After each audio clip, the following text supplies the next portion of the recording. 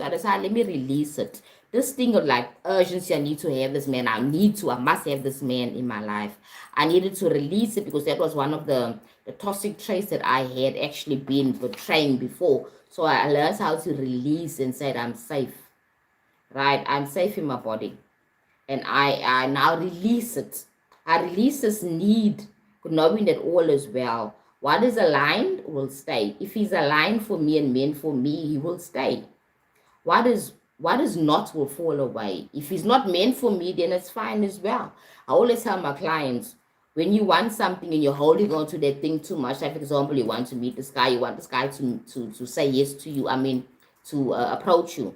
You know what I mean? Because most women don't approach, they wait to be approached. Now you are wanting this person, right?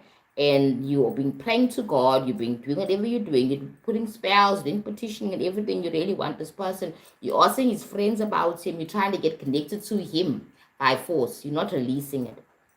It's okay to say, like, I like to meet him. I want him to meet me. We have a discussion. It's fine. Right? And you leave it as that. After you've met him, and now the energy is there. So he has to also now come and give back that energy to say that he's also interested. Don't force it, right? So if you write it down on a piece of paper, once you've written it, you've done the ritual, right? Put your name and then you put the spell, which is I release control. What is aligned will stay. What is not aligned will naturally fall away, right? And then you will now say that 3 times yourself and then pour it out into the universe and say, so and so it is, just as I said and just as I believe. But truly, a spell normally works when you really, truly believe in it. If you just saying it for the sake of saying it, but it's making you feel uncomfortable and you say, I release control, and you're feeling uncomfortable, maybe you need to rethink the spell because it doesn't work that way. You need to be truly and genuinely aligned to what you're saying and truly believe in it for it to work, right? But then you can either, if you do truly believe in it and it's working well within you energetically, once you've done that, you burn the paper or you will tear it up. But burning is always better, but you got to do it in the safe space right now. Detachment increases attraction.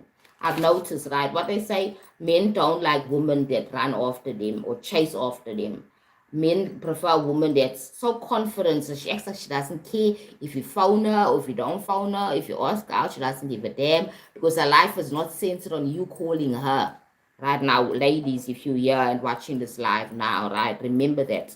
A man can pick up your energy. If it's desperate, he's going to say she's desperate and then he'll pull away. But when you can show that you are confident enough, my life doesn't matter.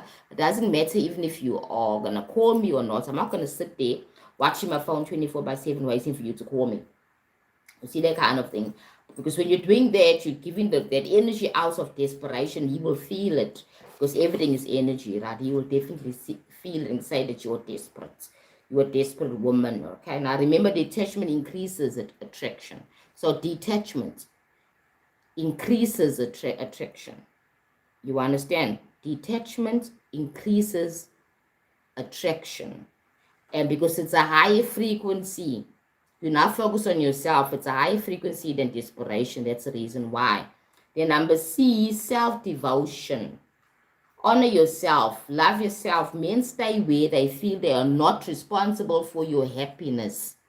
Your happiness is your business. Men like confident women are not seeking external validation. She feels good enough within herself. Spiritual self-devotion looks like this.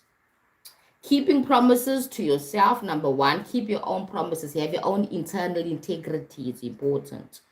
Nourishing your body, which you already do intuitively, feeding it food, keeping it in a safe space. Don't put yourself in unsafe places and situations, okay?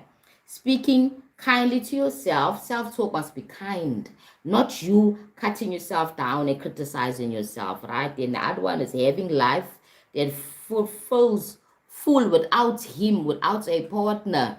You're not desperate to be fulfilled by somebody else. You're okay alone as a single person. That's why they always say, enjoy being single because it's a beautiful time of your life where you can now focus on your own self, your own needs. You have nobody else to bother about. That's why it's nice to be single, because then you focusing on yourself. I got a son who's 25 years old. He doesn't date. He says he's not ready to date and he doesn't want to date. He'd rather work on himself, make money. He likes working and making money and taking care of his own health and building his body and his mind.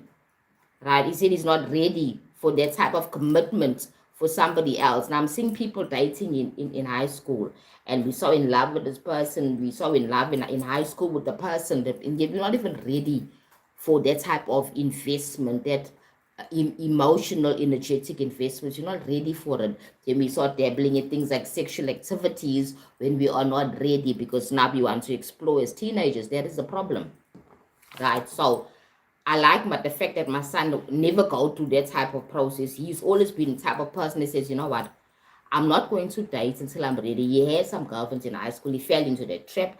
But as soon as he finished high school, at least it was at the end of his high school, and went to university to study, he realized he saw life for what it is.